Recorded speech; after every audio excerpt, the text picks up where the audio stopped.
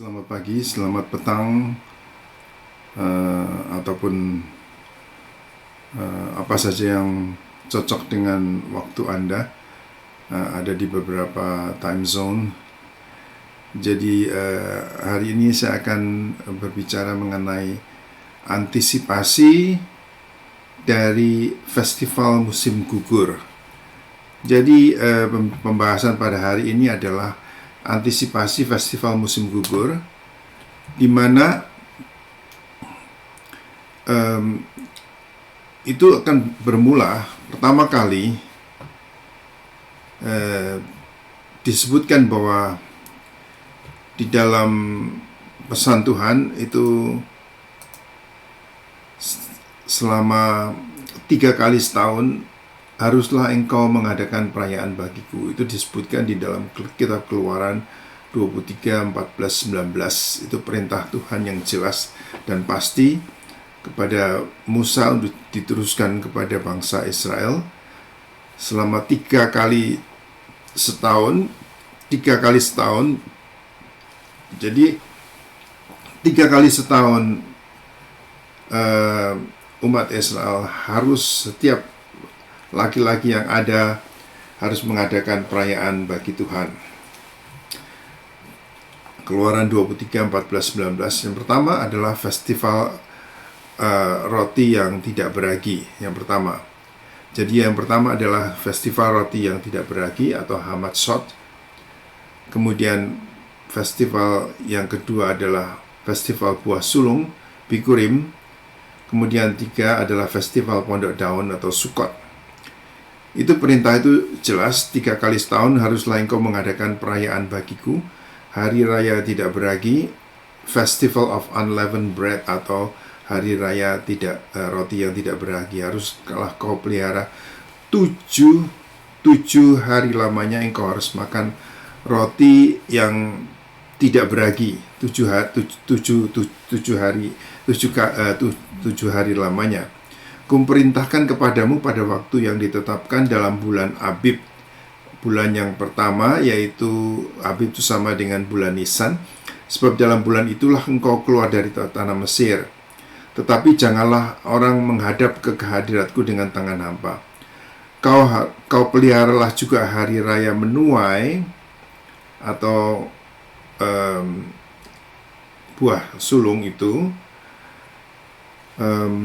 yaitu menuai buah bungaran yang pertama dari hasil usahamu menabur di ladang. Demikianlah juga hari raya pengumpulan hasil pada hari akhir tahun, apabila engkau mengumpulkan hasil usahamu dari ladang.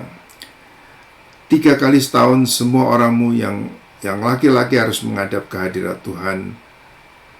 Janganlah kau persembahkan darah korban sembelian kepadaku beserta sesuatu yang beragi. Janganlah lemak korban hari rayaku bermalam sampai pagi. Yang terbaik dari hasil buah yang pertama, hasil tanahmu haruslah kau bawa dalam rumah Tuhan Allahmu. Jadi ada 3 pesta ini yang jelas untuk dirayakan.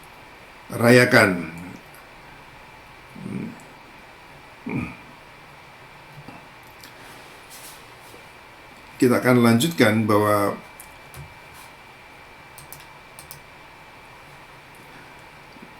jadi di dalam judul hari ini adalah antisipasi festival musim gugur. Yang tadi barusan diceritakan adalah festival daripada musim semi. Festival yang musim semi yang pertama adalah Pesah atau Paskah. Kebetulan pada waktu rekaman ini dibuat itu adalah Nisan 10, yaitu kalau disebut di dalam sebagai Minggu Palem atau Palm Sunday, di mana itu adalah Nisan 10, tanggal 10 Nisan, di mana anak manusia bahwa Tuhan Yesus itu memasuki kota Yerusalem. Pada saat itu Tuhan Yesus memasuki kota Yerusalem pada waktu Nisan 10 dan dirayakan selama 7 hari raya roti yang tidak beragi, di mana saudara mendengar matzah, itu hari raya itu disebut Gamashot. Dan pada hari Paskah atau Nisan 14 itu domba Paskah itu harus disembelih tepat saat matahari terbenam di Nisan 14. Jadi perintah itu jelas sekali. Jadi pada waktu tanggal 14 Nisan itu, sebelumnya 4 hari sebelumnya tanggal 10 Nisan, maka domba yang telah dipilih yang 1 tahun umurnya, laki-laki itu yang tidak mempunyai cacat dan cela, itu dipilih, dimasukkan ke dalam rumah dan tetap di dalam rumah selama 4 hari. Dan pada hari Nisan 14 itu disembelih pada waktu saat matahari mulai tenggelam, pada hari tenggelam itu. Seperti saudara ketahui bahwa di dalam umat Ibrani itu, dari sejak kejadian itu, hari itu dimulai pada hari saat matahari tenggelam. Jadi mulai malam atau sore malam, kemudian pagi, itu namanya Yom Ehad, hari yang pertama. Hari kedua juga begitu, hari ketiga. Jadi penghitungan itu tidak sama dengan seperti yang kita lakukan, yaitu mulai hari itu dengan pagi hari, tapi ini mulai pada hari matahari terbenam, itu adalah hari mulainya. Dan di situ dikatakan bahwa orang Israel harus merayakan Paskah pada waktunya. Ya, jadi pada hari yang ke-14 itu disebutkan di dalam kitab Bilangan 9 ayat 2 dan 3. Pada waktu senja haruslah kamu merayakan pada waktu yang ditetapkan, menurut segala ketetapan dan peraturannya harus kalau kamu merayakannya. Lalu Musa menyuruh orang Israel merayakan Paskah. Maka mereka merayakan Paskah pada bulan yang pertama, yaitu Nisan, pada hari yang ke-14 bulan Nisan, pada waktu senja di padang gurun Sinai, tepat seperti yang diperintahkan Tuhan kepada Musa. Demikianlah dilakukan orang-orang Israel. Jadi bulan inilah akan menjadi bulan permulaan, bulan pertama. Jadi disebutkan bulan Abib atau bulan Nisan itu adalah bulan yang pertama. Katakanlah kepada jemaat Israel tanggal 10, masing-masing mengambil seekor anak domba atau kambing menurut kaum keluarga. Tiap-tiap satu domba itu untuk satu keluarga, tapi kalau rumah tangganya kecil, maka bisa berbagi dengan tetangga yang paling dekat. Jadi setiap orang harus mempersembahkan, harus mengambil seekor anak domba atau kambing pada hari yang ke-10 bulan Nisan, dan tanggal 14 itu disembelih dan dikorbankan. Itu ketetapan itu sudah mulai pada waktu sebelum umat Israel keluar daripada tanah Mesir. Dan itu kalau di dalam perjanjian baru semuanya memang harus disucikan dengan darah. Di dalam Ibrani 9:22 dikatakan hampir segala sesuatu disucikan menurut hukum Taurat dengan darah. Tanpa penumpahan darah tidak ada pengampunan. Without the shedding of blood, there is no remission of sin. Jadi jelas sekali bahwa semua harus disucikan dengan darah. Harus ada penumpahan darah.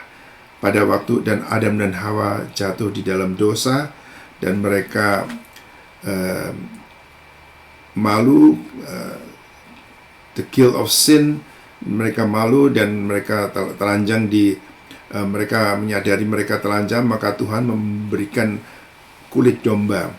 Kulit domba itu bisa menjadi pakaian daripada Adam dan Hawa karena disembelih, bukan? Jadi dari pertama kali sudah terjadi penumpahan darah untuk pengampunan dosa. Itu yang pertama. Dan inilah gambar daripada korban Pesah itu. Ini bahasa Ibrani, korban, seperti bahasa Indonesia juga kurban Pesah atau Paskah. Jadi korban Paskah itu. Jadi di sini kita melihat pada saat itu Tuhan Yesus memenuhi segala hukum Taurat itu dengan tepat, yaitu pada Nisan 14, pada saat Tuhan Yesus itu pada waktu orang-orang Israel pada saat itu di sekitar Yerusalem merayakan akan hari Paskah dengan menyembelih akan anak domba ini, maka pada saat itu juga Tuhan Yesus juga seperti disembelih, dikorbankan di atas kayu salib, dan darahnya dicurahkan pada kita, tepat menggenapi setiap hukum Taurat itu digenapi dengan tepat.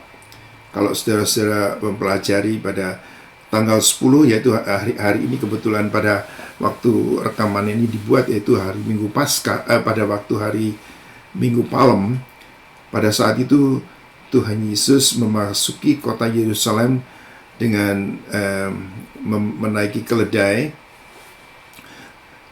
Kemudian hari berikutnya Tuhan membersihkan bait Allah itu, dan kemudian berikutnya sampai ada perjamuan makan malam yang terakhir bersama dengan murid-muridnya, dan kemudian tepat pada tanggal Nisan 14 dikorbankan pada waktu orang-orang Israel itu menyembelih akan domba Paskah ini. Maka pada saat itu juga Yesus disalibkan di atas kayu salib menggenapi akan Taurat, dan juga dikatakan seperti pada waktu itu perintah yang diberikan kepada umat Israel adalah korban itu harus disembelih pada saat twilight, atau pada waktu hari senja, pada waktu pergantian, pada waktu Nisan 14 tadi. Dan pada waktu Yesus disalibkan demikian juga.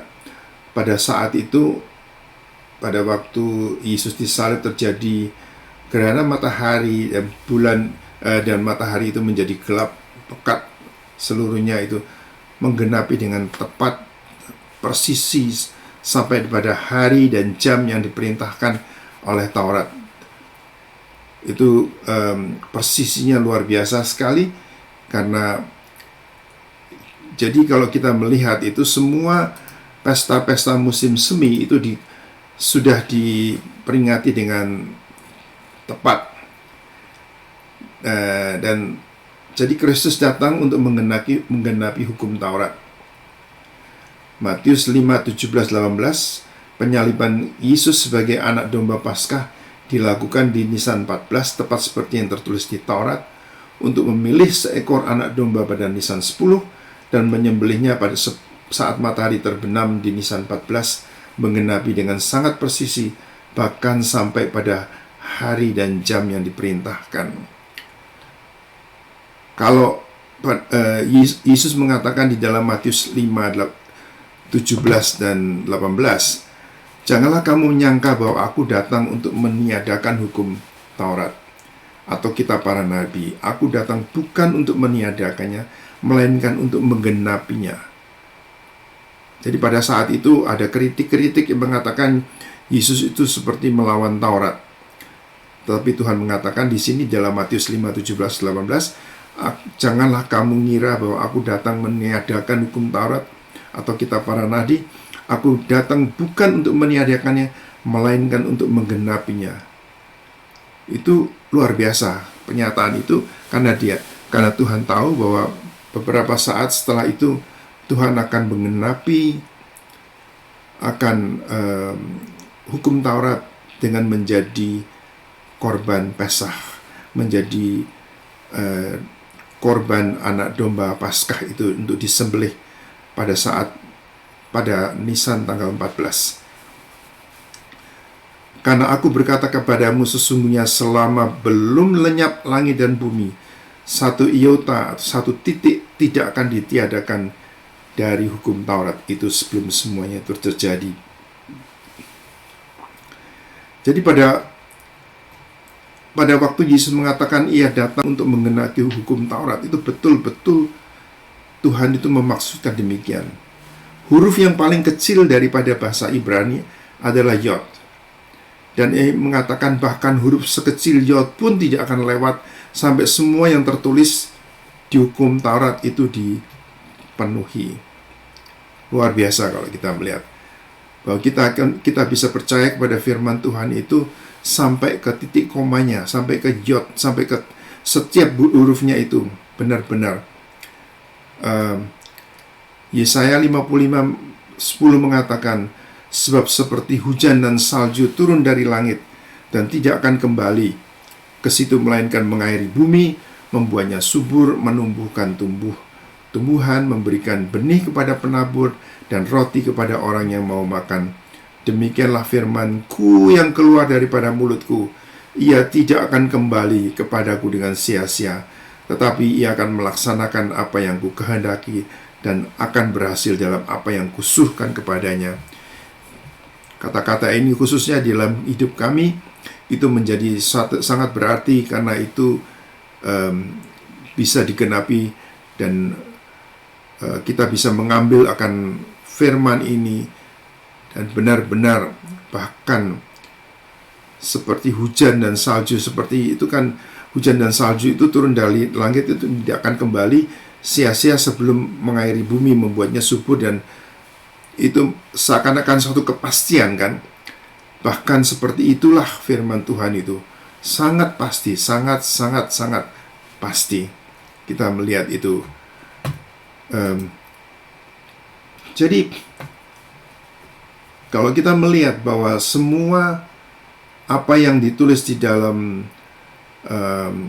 pesta-pesta musim semi itu sudah digenapi dengan persisi dan tepat sekali, sampai pada harinya, sampai pada jamnya, sampai pada situasinya, yaitu harus disembelih pada saat twilight itu. Tuhan harus disalibkan pada waktu matahari terbenam. Itu sudah pada waktu Tuhan mati itu pada waktu matahari terbenam. Kalau kita lihat, jadi Kristus datang untuk menggenapi hukum Taurat. Janganlah kamu menyangka aku datang meniadakan, aku akan menggenapi semuanya. Tadi kita sudah melihat bahwa semuanya akan terjadi, dan Yesus telah menggenapinya sebagai korban Pesah. Korban Pesah. Korban Pesah ini adalah bahasa Ibrani, seperti bahasa Indonesia korban adalah kurban ya.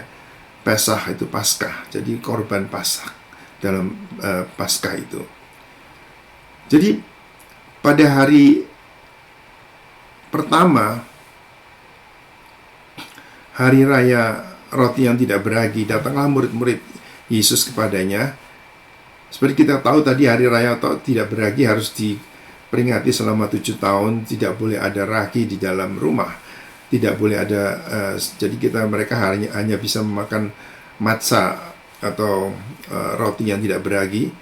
Dan berkata, di mana engkau menghendaki kami mempersiapkan perjamuan Paskah bagimu? Pada saat itu Yesus mempersiapkan, setelah Yesus memasuki kota Yerusalem sebagai di dalam Minggu Palm tadi, dengan minggu di dalam Palm Sunday, maka Tuhan murid-murid Tuhan bertanya, di mana mau perjamuan Paskah itu?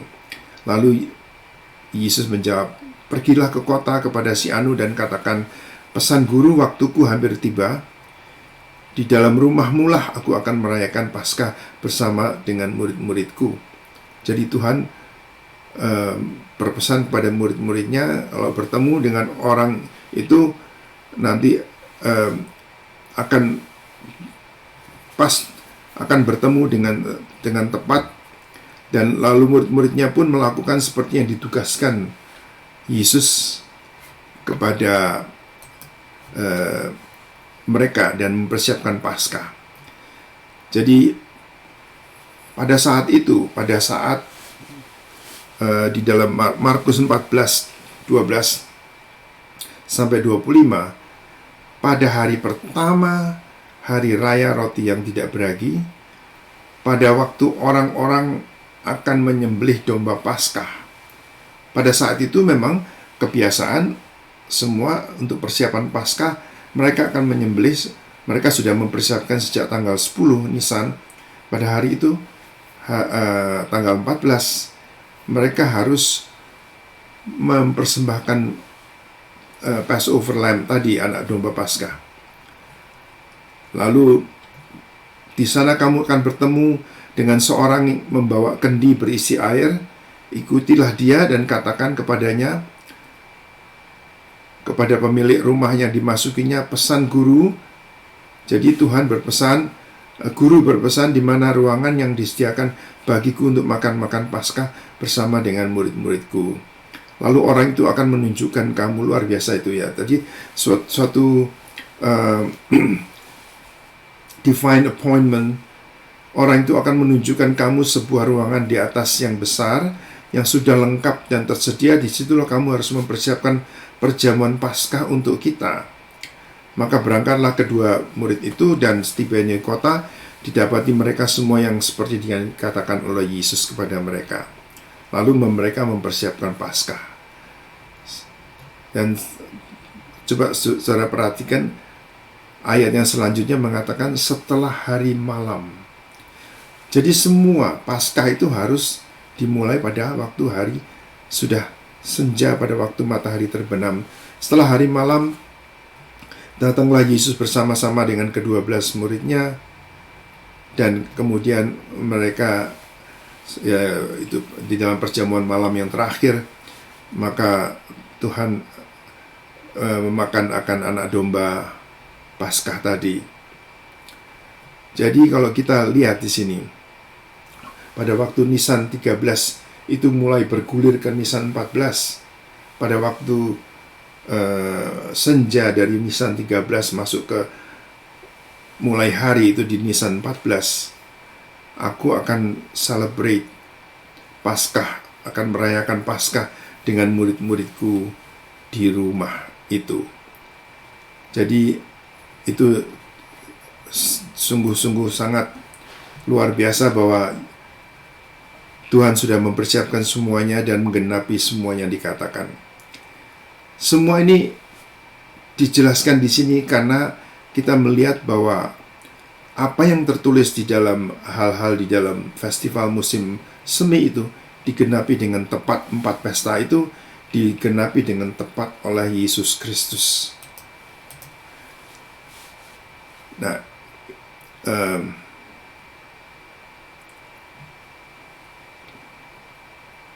jadi banyak orang mengkritik.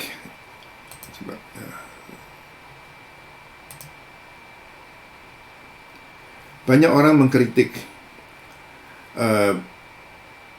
Tetapi kalau kita lihat di sini, di dalam Kolose itu disebutkan, Kolose 16:17, karena itu janganlah kamu biarkan orang menghukum kamu, judge kamu, menghukum kamu mengenai makanan atau minuman, atau mengenai hari raya, bulan baru, atau hari Sabat.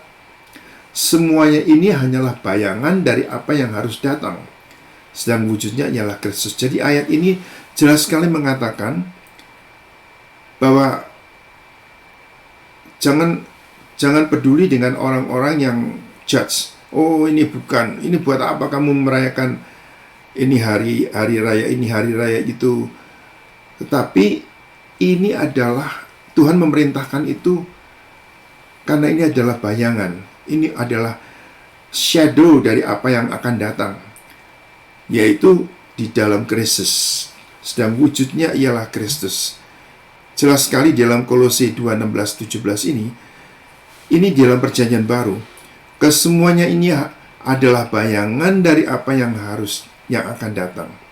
Sedang wujudnya ialah Kristus. Kalau kita melihat, jadi festival-festival hari-hari Tuhan adalah bayangan dari yang akan datang. Maka kita perlu belajar mengenai festival hari-hari Tuhan itu, dan mengantisipasi dan meresponi dengan baik. Kalau kita lihat Paskah, hari raya Paskah atau Pesah sudah digenapi Yeshua HaMashiach dengan korban Pesahnya. Festival Hari Raya Tidak Beragi juga sudah digenapi. Hari Raya Buah Sulung digenapi Kristus dengan kebangkitannya. Dan dia menjadi buah sulung dari semua orang yang akan dibangkitkan. Kita adalah orang-orang yang akan dibangkitkan. Saudara-saudara adalah orang-orang yang akan dibangkitkan. Dan dia telah menjadi buah sulung. Dia menjadi buah sulung daripada orang-orang yang dibangkitkan. Ya, orang-orang yang dibangkitkan, ada jutaan orang yang akan dibangkitkan. Kita salah satunya, tetapi Tuhan sudah menjadi buah sulung. Dia menggenapi hari raya buah sulung itu dengan kebangkitannya. Begitu pula dengan hari Pentakosta, digenapi dengan dicurahkan kuasa Roh Kudus pada bulan Sivan tanggal 6. Itulah mulainya tuaian jiwa-jiwa. Jadi Pentakosta itu adalah hari raya tuaian. Dan disitulah juga adalah tuaian jiwa-jiwa pada waktu Kisah Rasul-Rasul pada hari Pentakosta itu. Dimulainya gereja Tuhan daripada tuaian daripada jiwa-jiwa. Jadi kita melihat di sini semua festival musim semi sudah digenapi dengan sempurna oleh Yeshua HaMashiach tepat pada hari dan jamnya. Saya ulangi lagi ya, semua festival musim semi sudah digenapi dengan sempurna oleh Yeshua HaMashiach, oleh Tuhan, oleh Yesus tepat pada hari dan jamnya.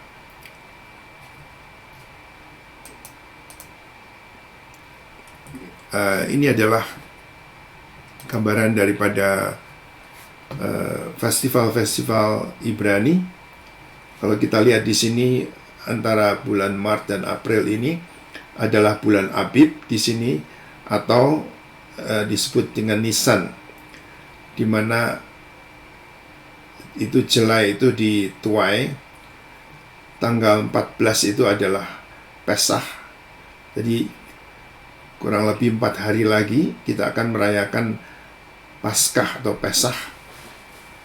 Hari ini adalah Nisan 10, Palm Sunday, di mana Tuhan masuk ke dalam di kota Yerusalem, memasuki Yerusalem dengan keledai sebagai tanda damai. Raja yang akan datang biasanya datang dengan berkuda, dengan naik kuda, yaitu power atau kekuatan perang.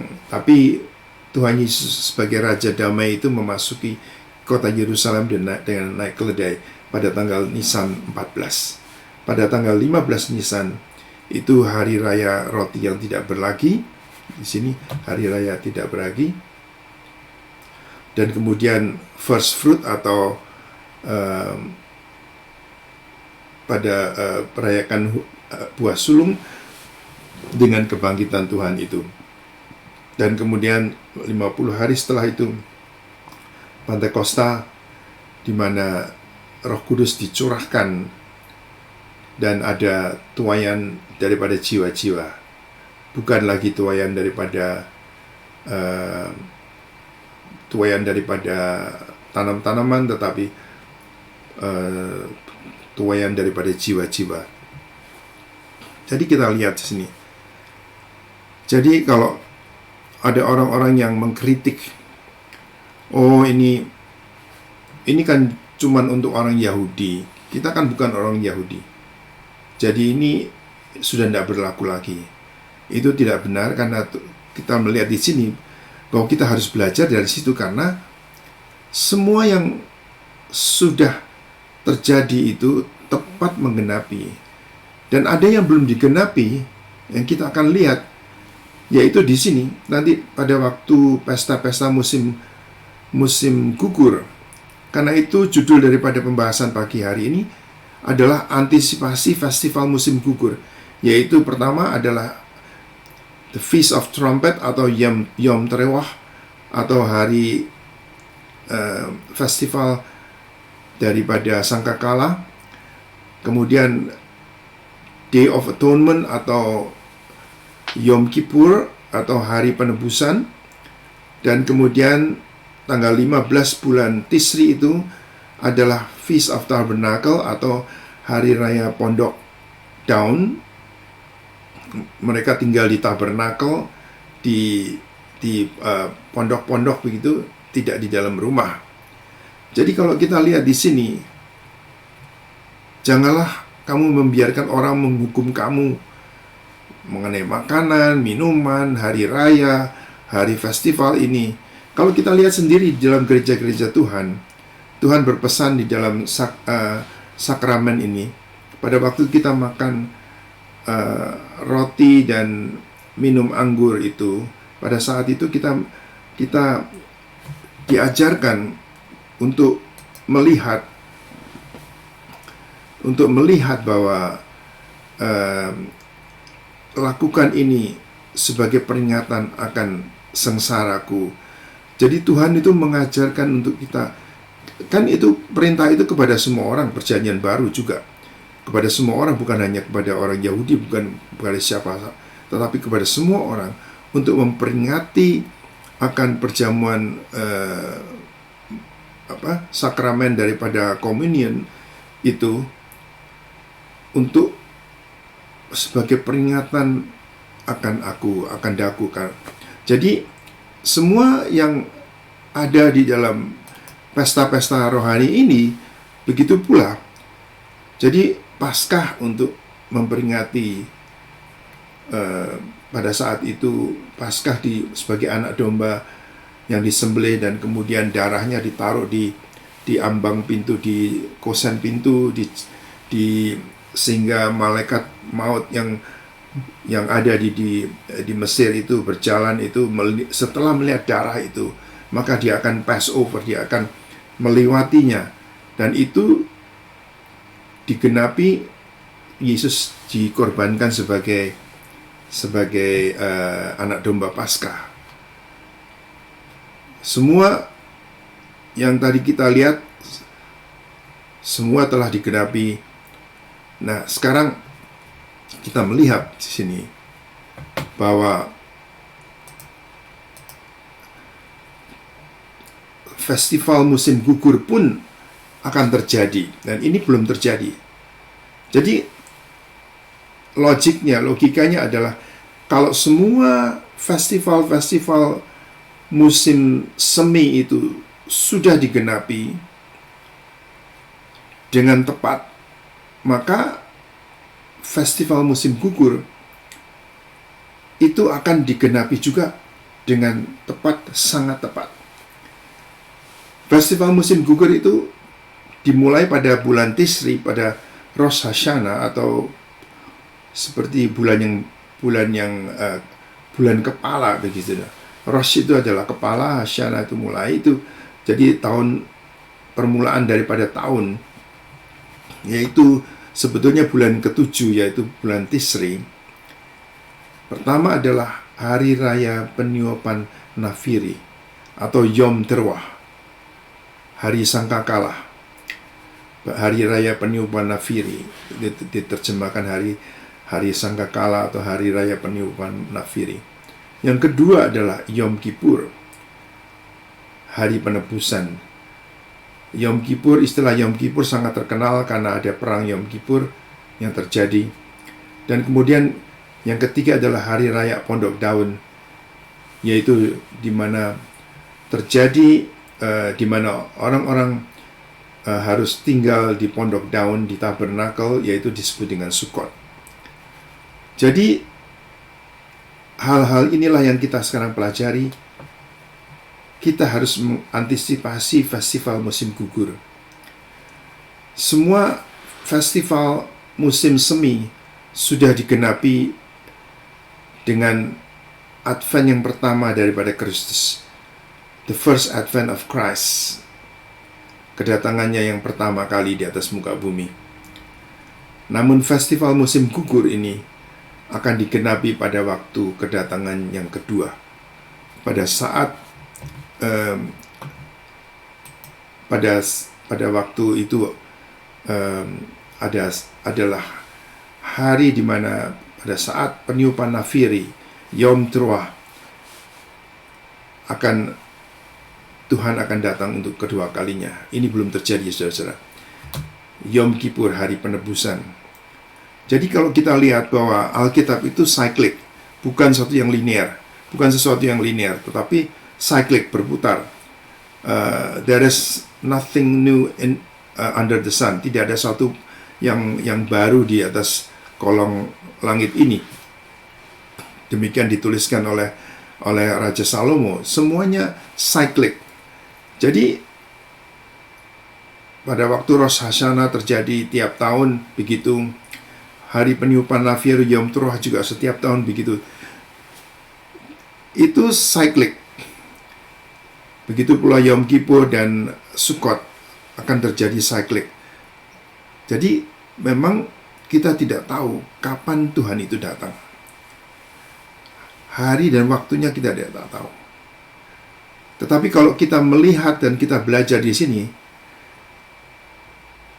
itu akan terjadi sekitar Yom Teruah. Itu akan terjadi pada hari raya peniupan Nafiri. Makanya di dalam kitab Wahyu ada disebut Nafiri, ada sangkakala ditiup dan sebagainya itu. Jadi kalau kita lihat di sini, kedatangan Tuhan yang kedua kali, tidak ada seorang pun yang tahu. Tetapi kita diberi clue, yaitu itu akan terjadi pada saat Yom Teruah. Dan kemudian hari penebusan, di mana Kristus membawa darah daripada anak domba itu untuk memercik di the Holy of Holies, ruang Maha Kudus itu.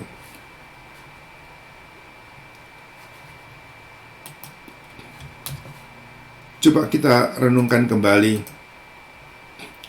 Ini adalah Yom Teruah. Yom Teruah itu adalah suara sangkakala. Kalau kita lihat, pada waktu Yom Teruah itu adalah bulan baru, masih gelap ya. Enggak, bulannya bukan bundar, tetapi seperti bulan sabit begitu. Jadi seperti saudara-saudara kita yang merayakan kapan itu hari raya itu kan dilihat daripada mulai kelihatan bulan begitu, jadi pada saat itu juga seperti tradisi orang Yahudi, maka pada saat Yom Teruah itu mereka tidak tahu kapan itu, tidak jelas kapan datangnya. Jadi itu mereka memakai pada saat itu, pada waktu para ahli-ahli Taurat, ahli imam-imam itu menentukan, oh ini sudah ada tanda daripada bulan itu mulai kelihatan, maka mereka meniup dengan shofar, dan shofar itu mereka meniup sangkakala, dan mereka mengutus dengan pasukan berkuda yang pergi ke setiap jurusan, dan mereka meniupkan sangkakala itu, menyerukan akan shofar itu, dan itu juga yang akan terjadi. Jadi kapan kedatangan Tuhan yang kedua kali itu tidak diketahui kan. Jadi nanti ada satu tiupan sangkakala di Sion, seperti yang dikatakan di dalam Yoel 2, tiuplah sangkakala di Sion, dan berteriaklah di gunungku yang kudus, biarlah gemetar seluruh negeri, sebab hari Tuhan sudah datang, sebab hari itu sudah dekat. Suatu hari gelap gulita dan kelam kabut, suatu hari berawan dan kelam pekat, seperti fajar di atas gunung-gunung terbentang, suatu bangsa yang banyak dan kuat, yang tidak pernah ada sejak purbakala. Di depannya api memakan habis, di belakangnya nyala api berkobar. Rupanya seperti kuda, dan seperti kuda balapan mereka berlari. Dan kalau kita baca terus di dalam Yoel 2 tadi, terhadapnya bangsa-bangsa gemetar, segala muka bertambah menjadi pucat pasi. Dan kalau kita melihat di sekitar Yom Teruah itu, Maka di dalam ayat 10 di dalam Yoel 2 disebut, di depannya bumi gemetar, langit bergoncang, matahari dan bulan menjadi gelap, bintang-bintang menghilangkan cahayanya. Jadi pada waktu kedatangan Tuhan yang kedua kali itu akan didahului dengan gempa bumi, dengan langit bergoncang, matahari dan bulan menjadi gelap, bintang-bintang menghilangkan cahayanya, tanda-tanda ajaib di ruang angkasa itu akan terjadi. Semuanya itu akan terjadi dan mengawali. Itu sudah didekri, sudah dikatakan, dan sekarang kita sudah merasakan bahwa goncangan bumi ini di pelat-pelat di sesar-sesar itu saling bergesekan dan menimbulkan gunung berapi yang meletus, mengakibatkan akan gempa-gempa tektonik yang intensitasnya maupun frekuensinya akan bertambah besar. Pasukannya sangat, siapa yang dapat menahannya? Kalau kita melihat, jadi kita melihat di sini di dalam kitab Yoel itu sudah dikatakan,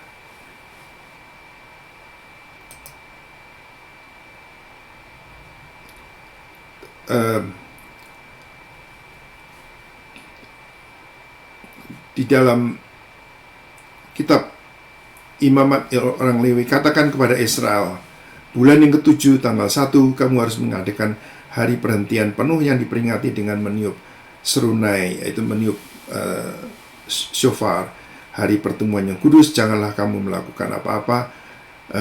Itu merupakan holy convocation atau panggilan kudus dengan meniup sangkakala, meniup Teruah Mikra Kodesh, holy convocation of blowing the trumpets. Dan pada saat itu disebarkan di seluruh negeri, dan kita mengantisipasi itu. Tahun ini itu akan jatuh pada hari Jumat, yaitu tanggal September tanggal 15 dalam tahun 2023, pada waktu matahari terbenam September 15. Yom Teruah dirayakan 10 hari sebelum Yom Kippur. Saya tidak mengatakan bahwa Tuhan akan datang di tanggal 15 September. Enggak ya, saya enggak mengatakan demikian. Namun saya katakan bahwa biarlah kita melihat dan memperingati Yom Teruah itu, karena di sana itu panggilan untuk orang-orang bertobat, panggilan daripada orang-orang untuk datang dan kepada Tuhan, mempelai daripada Kristus dikuduskan, disucikan supaya tidak bercacat celah. Jadi kalau kita lihat di dalam Sakaria 14:16 dikatakan, maka semua orang yang tinggal, orang ini bahasa Indonesia sedikit sulit dimengerti. Maka semua orang yang tinggal dari segala bangsa yang telah menyerang Yerusalem akan datang tahun demi tahun untuk sujud menyembah kepada Raja Tuhan semesta alam dan untuk merayakan hari raya Pondok Daun. Kalau kita melihat di sini agak sulit, tetapi sebetulnya semua orang yang tertinggal atau remnant yang sisa dari setelah bangsa-bangsa itu menyerang Yerusalem, jadi akan ada peperangan yang besar di mana bangsa-bangsa menyerang orang-orang Israel, dan tetapi mereka yang survival, yang remnant tadi, itu akan datang menyembah Tuhan kepada Raja Allah Tuhan semesta dan merayakan hari raya Pondok Daun atau Sukkot. Ini belum terjadi. Tapi perayaan itu bukan dirayakan oleh orang-orang Israel saja, tetapi oleh umat seluruh dunia yang adalah remnant atau sisa dari yang tertinggal, yang survive, seperti yang disebutkan di dalam kitab Sakaria. Kalau kita lihat di sini bahwa orang-orang yang survive itu, yang melewati masa yang berat itu, maka Tuhan bersama-sama datang dan tinggal di antara umatnya, dan kita merayakan hari raya Pondok Daun atau Sukot. Kalau kita lihat di situ,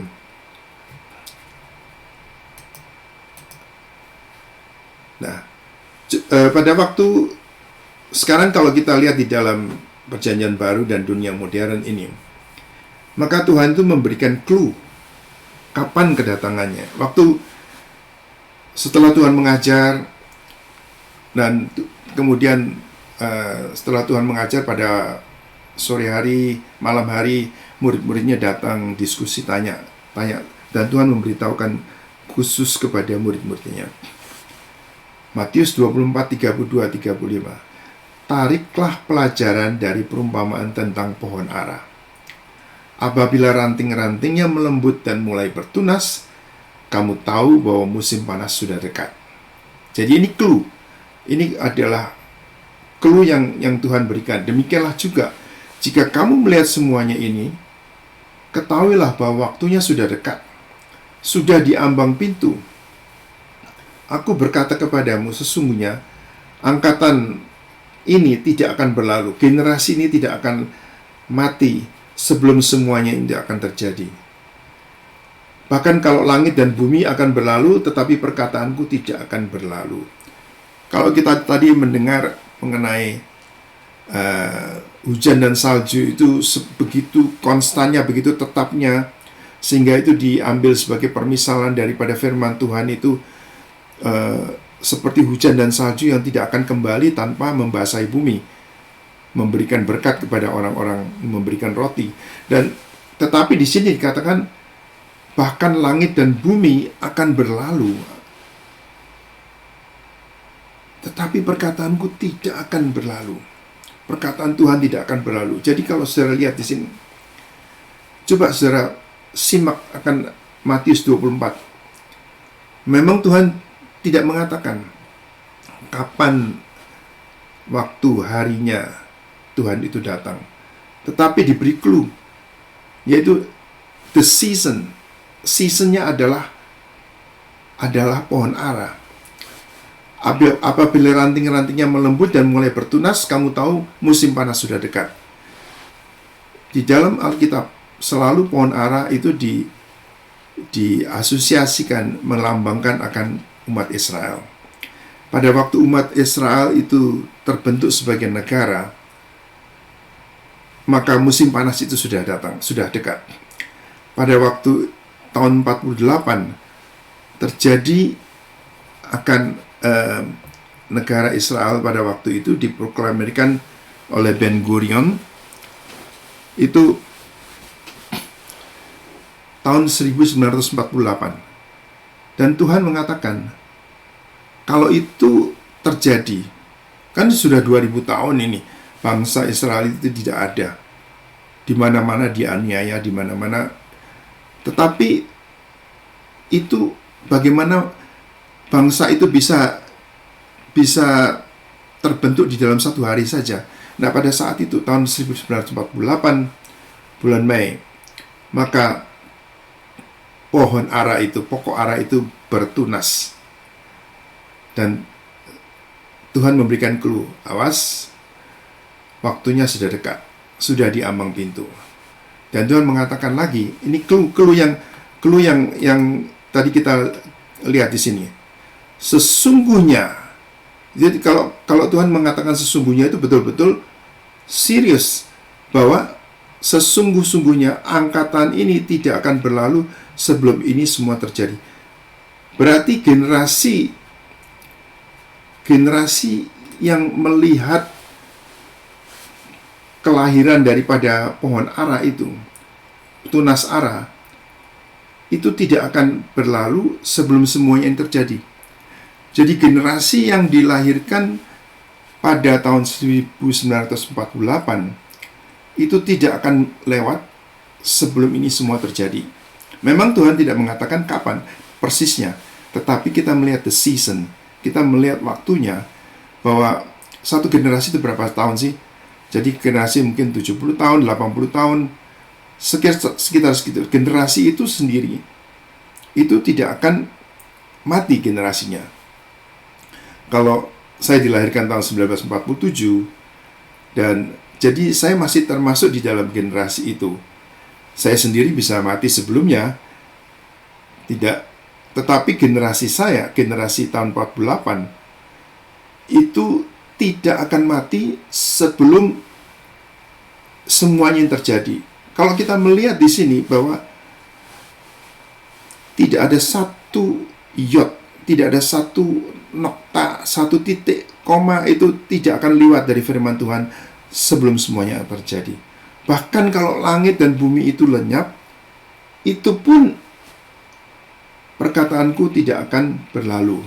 Kan luar biasa itu. Jadi kalau kita lihat bahwa Tuhan sebetulnya sudah memberikan clue di sini. Tidak ada seorang pun tahu the day of the hour, hari dan waktunya, jamnya, tidak tahu. Tetapi kalau engkau melihat pokok ara itu bertunas, engkau tahu musim panas akan datang. Sudah di ambang pintu. Dan Tuhan mengatakan generasi yang melihat kelahiran daripada pokok ara tadi, yang melihat akan kelahiran daripada umat Israel sebagai suatu negara, itu tidak akan berlalu sebelum semuanya terjadi. Jadi kelihatannya tidak akan terlalu lama lagi, karena Tuhan sendiri mengatakan sudah di ambang pintu. Kita melihat itu ya. Jadi itu kan luar biasa ya. Israel sebagai victory itu pokok ara itu bertunas tanggal 14 Mei tahun 1948. Terjadinya namanya Eretz Israel, tanah Israel, negara Israel. Generasi yang melihat akan kelahiran bangsa Israel itu tidak akan mati sebelum semuanya ini terjadi. Luar biasa kalau kita melihat itu. Kita melihat di sini clue lain yang Tuhan katakan, Lukas 13:32. Kesedihan Yesus melihat Yerusalem. Pada waktu datanglah beberapa orang Farisi dan berkata kepada Yesus, "Pergilah." Orang-orang Farisi datang kepada Yesus dan mengatakan, "Kamu pergi aja, tinggalkan tempat ini, karena Herodes itu mau mencoba untuk membunuh kamu." Lalu Tuhan itu jawab dengan sesuatu yang nyeleneh ya. Jawabannya itu seperti kayak nggak nyambung, tetapi itulah jawaban yang Tuhan berikan.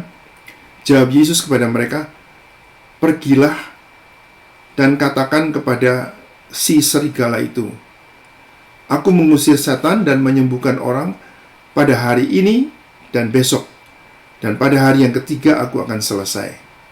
Jadi kalau kita lihat di sini, Tuhan mengatakan, orang-orang Farisi datang kepada Tuhan mengatakan, guru, kamu lebih baik pergi aja, karena tinggalkan tempat ini, karena Herodes itu mau menangkap dan mau membunuh kamu. Yesus tidak peduli. Tuhan berkata, "Pergi, katakan kepada si serigala itu, kepada si Raja Herodes, aku mengusir setan dan menyembuhkan orang pada hari ini dan besok. Pada hari yang ketiga aku akan selesai." Satu hari, satu yom itu dikatakan di dalam firman Tuhan di Petrus sama dengan 1000 tahun. Jadi kalau Tuhan mengatakan Tuhan bekerja hari ini dan besok, hari ketiga selesai, berarti di dalam 2000 tahun kita masuk ke dalam tahun yang ke-3000 saat ini. We are at the dawn of the third day. Kita sudah sampai kepada dini hari yang ketiga. Jadi kalau kita melihat di sini di dalam Lukas 13:32 gini, saat tahun ini 2023 ini, maka kita ada di dini hari yang ketiga. Karena Tuhan mengatakan, aku akan bekerja terus selama hari ini, selama besok, tetapi hari ketiga aku selesai.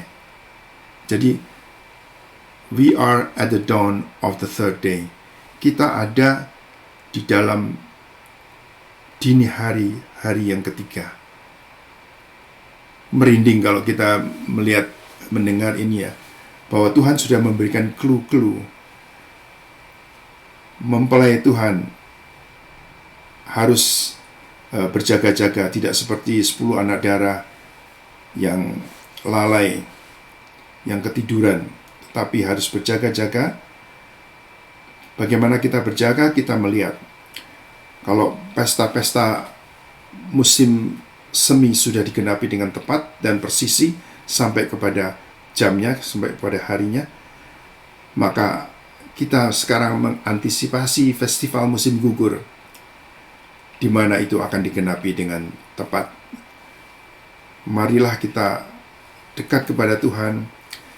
Kiranya mempelai Tuhan itu seperti mempelai yang disucikan dan tidak bercacat, tidak ada kerut dan tidak ada celah. Terima kasih. Amin.